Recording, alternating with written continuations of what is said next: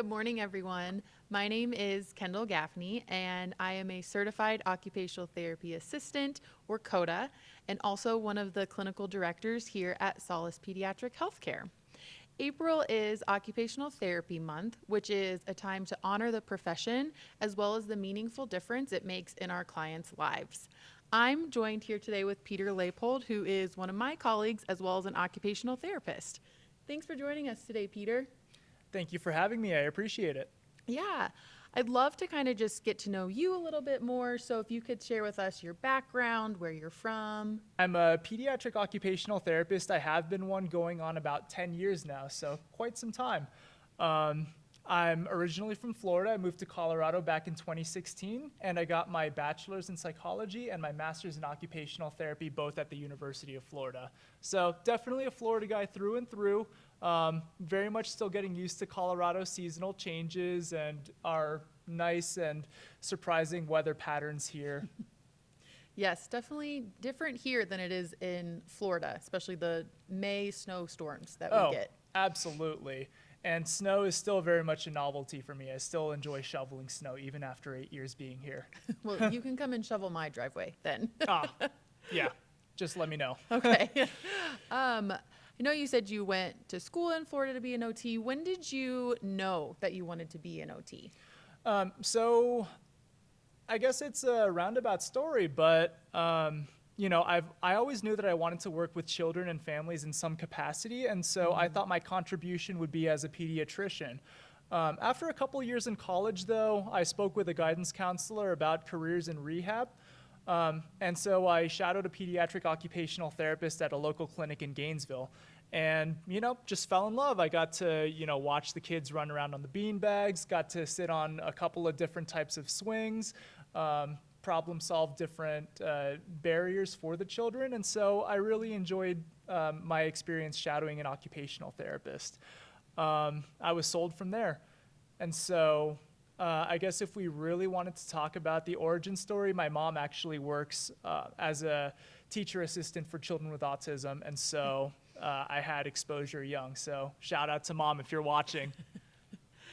Great. Yeah, I know I was definitely kind of similar too, of not knowing 100% when I started and was able to shadow someone and then got into OT as well, because it's definitely not as well known. I think when we were younger, it wasn't a known profession. Yeah, absolutely. And when I thought of OT-PT, I thought of it as more of being in a clinic and helping out people, strengthen and reestablish their range of motion. And so, pediatric occupational therapy didn't even register on my radar at that time.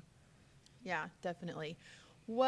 Being a pediatric occupational therapist now, what is your favorite part of your role? Oh, tons. So being in home health, I think that I get to work with a big variety of families. And so I get to work in a lot of different neighborhoods, a lot of areas all around the Denver metro area.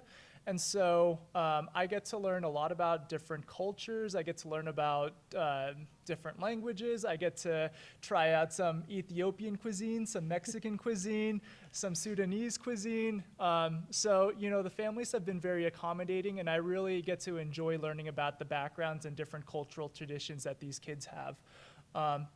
Just as well, I just really enjoy the conversations that I have with parents, trying to problem solve any sort of challenges that their child might have, help break down barriers, and help families improve their access to things around the community. I also get to work with and get to learn from two wonderful occupational therapy assistants. Shout out to Lily and Sierra.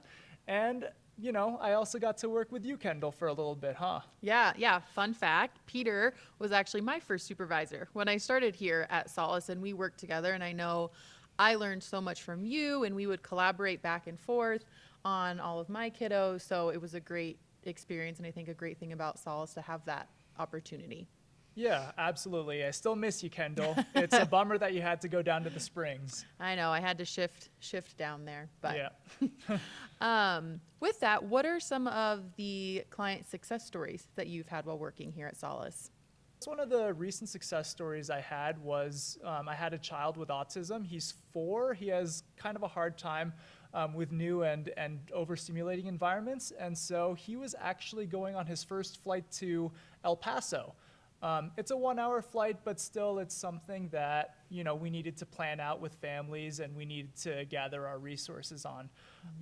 So with a speech therapist, we discussed the different resources the airport can provide. We planned the trip to the airport from the moment that they parked, from the moment that they go through TSA, what kind of accommodations the airport may have for them, as well as planned different activities that the child can do while he's on the plane to help put him at ease.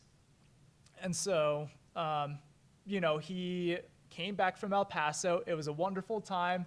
He ate all the pizza and all the Mexican food in El Paso. What a great way to celebrate an excellent flight with pizza and Mexican food. Oh, absolutely. That's how I would celebrate too.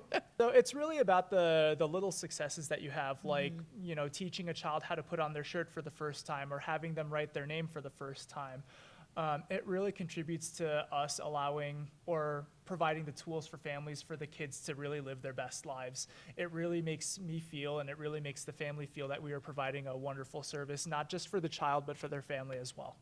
Yeah, and I think that's one of the really exciting parts of being an occupational therapist or an occupational therapy assistant is you get to help families in those moments or those important times in their lives, like you said, like that kiddo who was flying to El Paso for the first time. It might seem like a small event for us, but it's such a big win for that family that now they might feel more comfortable in future trips bringing the kiddo along. So great success stories, and thanks for sharing Yeah. some of those with us. Absolutely. I love to share it.